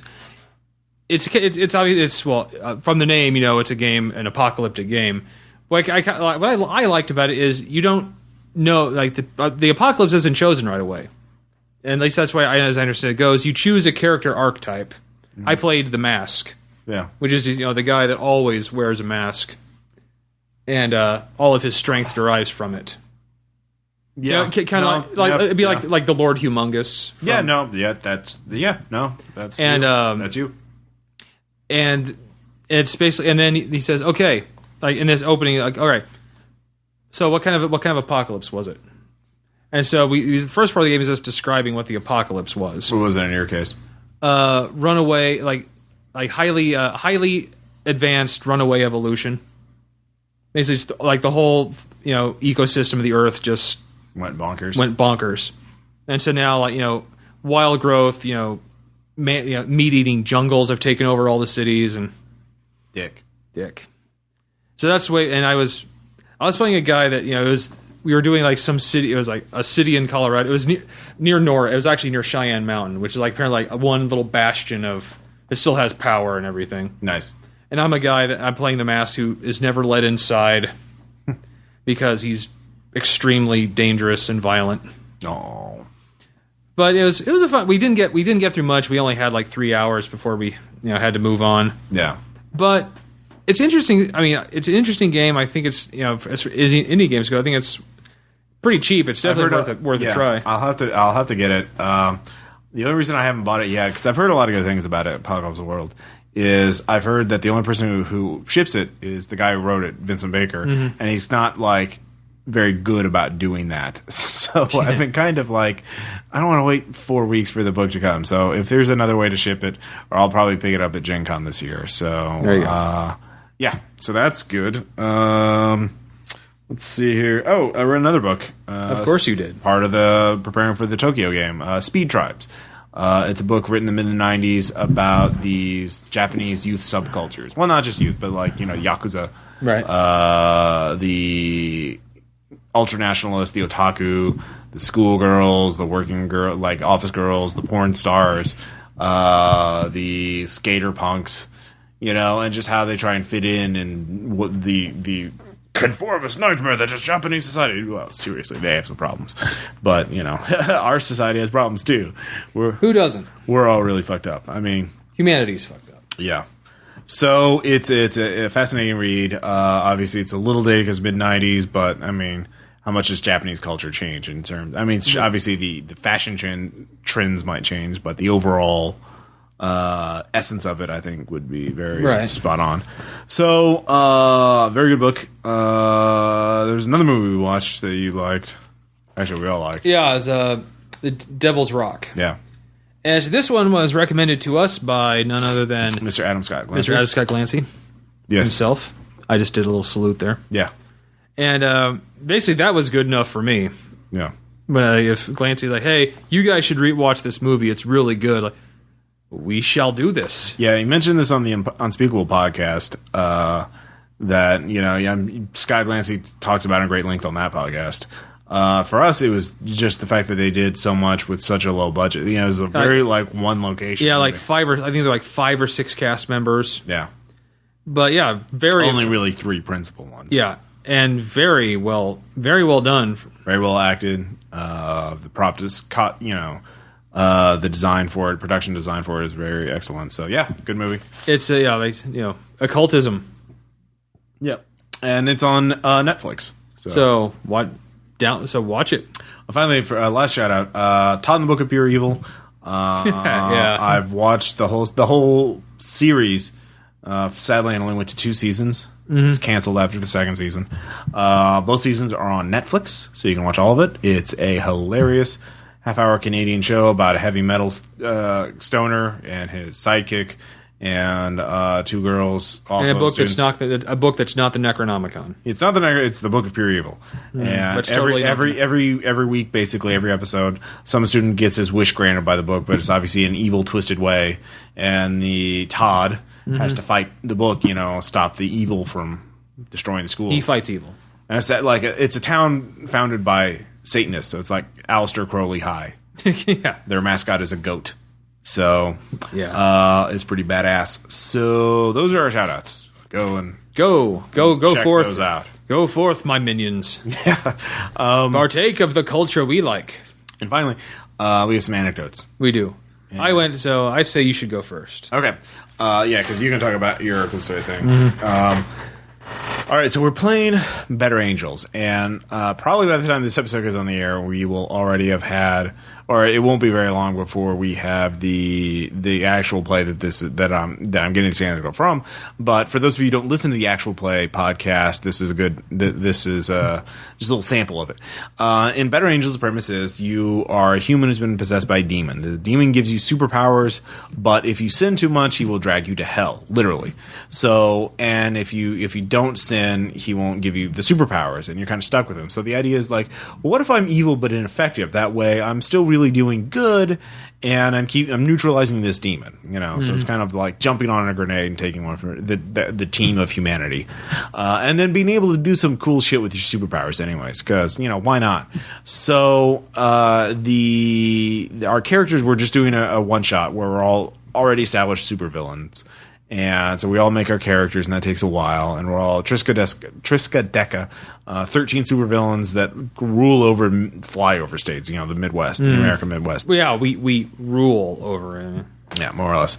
And so I, being the paragon of originality that I am, my supervillain is called the Defenestrator. I shamelessly ripped him off the Garth Ennis comic Hitman. And I'm just basically making him. And in our first scene, everyone else is fighting a rival supervillain who everyone thinks is a superhero, was really another demon. And I literally just grab a bank, go up into a building, grab a bank executive, and throw him out of the window. Yeah, because that's what you do. But in a way that doesn't kill him. It terrorizes him and hurts him, but it doesn't kill him. So that's all I do. I'm a great supervillain. And then okay, so but later on, the gimmick in Better Angels is each player controls one human and another player's demon, and the Caleb's come with his house rule already for it because this game is still being playtested. It's not done yet. It's not out yet. It should be out this year. So Caleb's come with his house rule where we can get plot information if we make a deal with the demon, but the demon has to get something in return. Mm-hmm. And so we're all making up deals like, oh, basically commit this sin and I'll give you the information. And so Aaron's playing my demon. He is the defenestrator's demon. And I think the demon's name is the Covetous or something like that. Mm-hmm. And so what he does, at first he asked me to like do something utterly ridiculous. It was, well, not ridiculous, but like a really heavy sin for just some information. It was like, you're like, no, thank you. Yeah, I was like, kill these people for me. I'm like, that's a big sin. No, I won't. So later on, it's like, well, I kind of want some more plot information. So how about this, Aaron? I'll literally steal candy from a baby if you give me that information. Because I figure, oh, that's simple. That's a license. All right. Then. Yes, and candy for a baby is mother's milk. That's literally what Aaron says. Yeah. It's in the actual, and we just like, oh shit, Aaron just brought game. She just laid the gauntlet down. So everyone just freaks out at that, and I'm just like, Aaron has a moment. A great Aaron's like, what? I didn't think that was that bad. Dude, take a bow. Yeah, god damn. That is evil. And so I just steal breast milk that some mother has pumped out. You know, on her lunch break. Yeah, on her lunch break. And so I just steal it from the refrigerator, and that counts. And Caleb's like, "Oh god, this game got weird quickly." And it's like, well, that's a game about demons. I think I was like, "Hi, have we met?" Yeah. Well, demons and Faustian packs. It was going to get weird. Pretty quickly. But yeah, Aaron had a great moment. Yeah, he was a little uncomfortable a bit about it, though. He wasn't like, oh, I thought it was well, not in that voice, but you know what I mean. That's our Aaron voice. Yeah. That's our, I don't want to do that. So good times. It was, it's we're going to finish up the one shot on Monday night, and then I'll post it, and we'll see how that goes. And then after that, Caleb's going to start the campaign, which is set in a high school. You can read about it on the RPPR forums, and blah, blah, blah, blah, blah. So, Tom, tell us about Eclipse Phase. So I offered to run an Eclipse Phase game for me, because I thought, hey, I've only run one game of that so far. And so, I go there, and it's our friend Andy, who moved there to basically start work on indie games of his own, and one of his friends and one of my friends who came with me. So, and it was basically kind of an uplift noir type story, like a crowded uplift neighborhood in one of the main cities on Mars. A prominent beacon of the community gets murdered, and they're playing like they have like this private investigation agency. It's pretty straightforward, and it leads to a former hyper elite that has basically put himself into like a neo-orca body and is now just living a totally different identity here, trying to hide from the corporation that wants to kill him, and it leads to that. And I ran it, and I had pre-gens, which I have recently discovered. I kind of discovered that none of the players liked having pre-gens, because they apparently they said like, well, I don't feel I had any connection with the character at all, and like, well, no, this is like I've had 3.5 hours to do this game, so character creation would take at least 30 to 40% of that, especially with Eclipse Phase. Yeah, especially if you only have one copy of the book and nobody's played the system before. Yeah. So I mean, so there was that. So I think they all to begin with they weren't too thrilled, but I got through it. They seemed to be into it, doing the stuff role players do. But so when I came to the end of it, the story, and I thought I did some really good action scenes, because I know all the players in that group, they love good cinematic action scenes. And so it was all over, and I asked, like, okay, so hey, what'd you guys think? And they're like, well, your story was really great. I mean, it's a really great, fun story, but I don't like the setting or the system. In fact, my friend Andy said, "Yeah, this would be better if it was just a game if this is just a game run from one of your games or something instead of Eclipse Phase." So apparently they liked my story, liked the idea, just didn't like the setting or the rules. They didn't get specific on it, or what? No, they never really did get specific. I mean, one of them said that they brought up the fact that it's like I felt like it didn't have any connection to my character. I really wanted, like when I saw that when they got the character, like, does this have to be my name? I'm like, well, no, like, do I have to be a Neo-Avian? Well, yeah, I'm not going to change that. Yeah, that's kind of significant. And and of course, their name, their backgrounds. Like, well, can I change it? They wanted to change stuff around to make it their character. Like, well, this is a one shot. Yeah. So I mean, there's a lot of that, and I mean, a lot of indie games now they do character creation as part of the adventure, like you're talking about in Apocalypse World. They did. Yeah, so that's kind of a trend, and Eclipse Phase is more of a standard.